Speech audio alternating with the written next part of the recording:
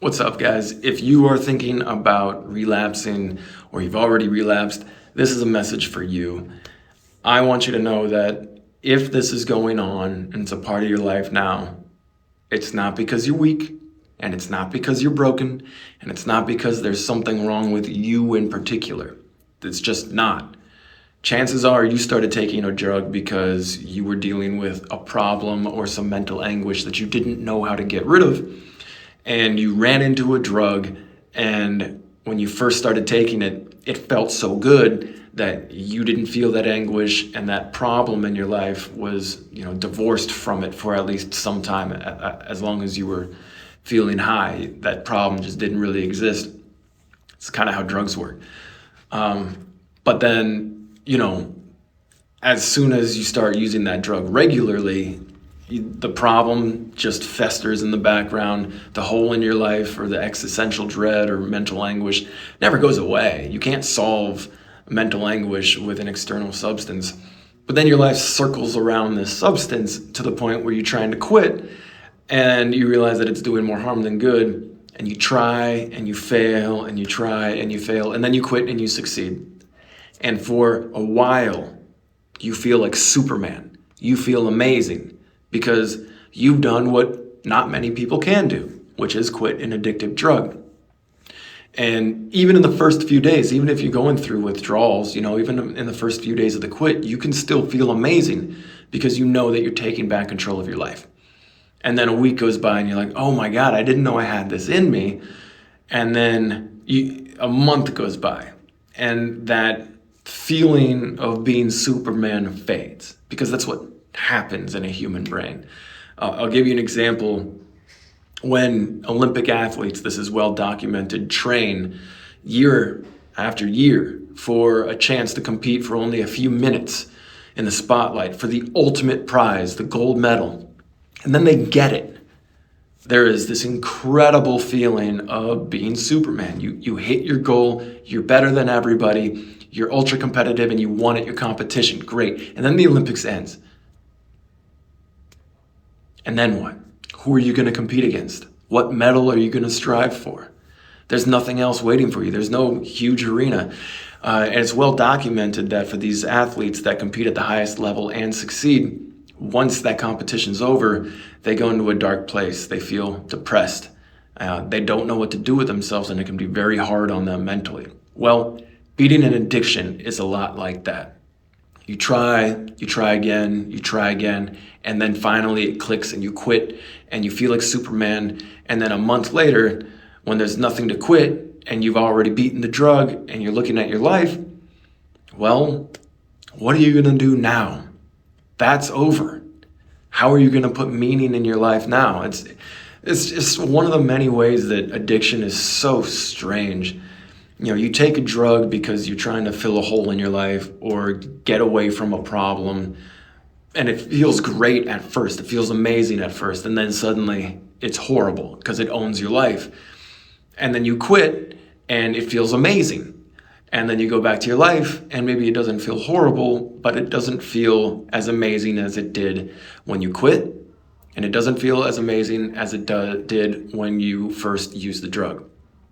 So if you don't have anything to quit, and the drugs are out there, gas stations, liquor stores, vape shops, online, maybe your friend's house, a party, whatever, and you're dealing with a life that doesn't have as much meaning as you wished it did, because now you know how much meaning it can have, and that's faded, well, the drugs start to look a little bit attractive to you, because you're used to using that as a way to make a mundane life, or life without much meaning, then maybe that's not the right way to put it, but as much meaning as you wish it had, more meaningful for 20 minutes, an hour, 2 hours.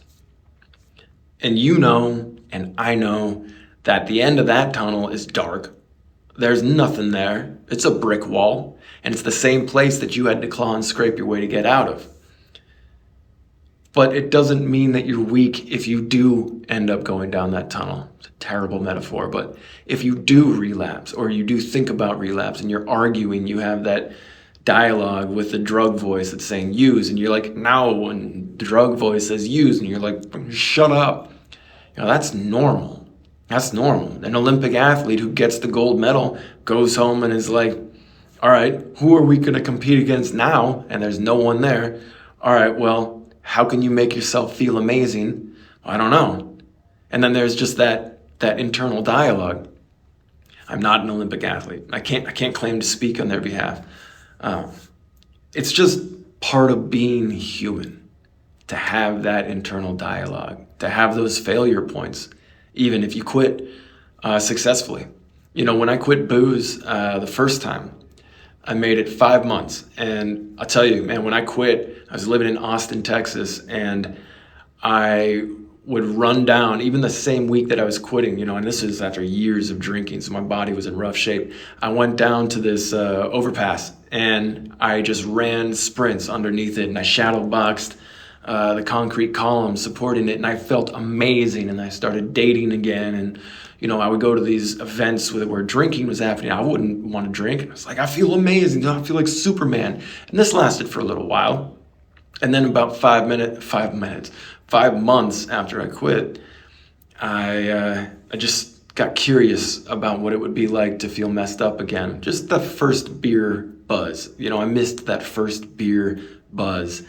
But then that first beer, I would have one night, and then I'd be like, oh, glass of wine another night, and then I'd buy a bottle of wine, take it home, drink a little bit of it, and then I'd buy another bottle of wine, take it home, and eventually I would just drink the whole bottle every night, because that's what happens. Like, that's how it works. You see the pleasure button over there, and you want to press it as much as possible, even if it starts destroying your life again. I know what it's like to relapse. I even tried to quit another time. I got about 4 months, and then same exact story. My life, upward trajectory. I was like, oh, I can handle another drink. And then I had some, and like, I didn't crash and burn or anything like that, but I just became sad and lonely, you know, and bloated and whatever. And now that that's behind me, I don't think about relapsing, but I know what it's like.